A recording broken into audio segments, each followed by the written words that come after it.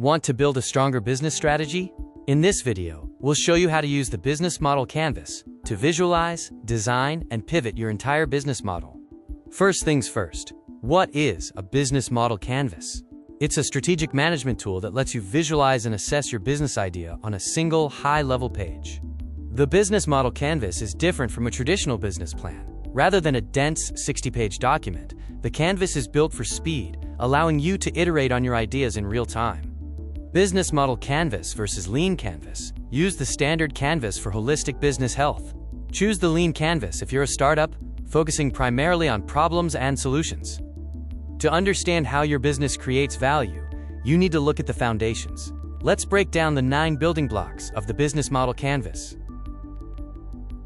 The right side of the canvas focuses on the customer. This includes your value propositions, customer segments, channels, relationships, and the revenue streams that keep your business growing.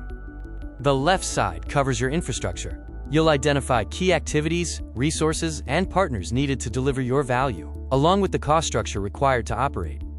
Ready to start diagramming? Follow this step-by-step tutorial. How to build a business model canvas using Lucidspark's intuitive collaboration features.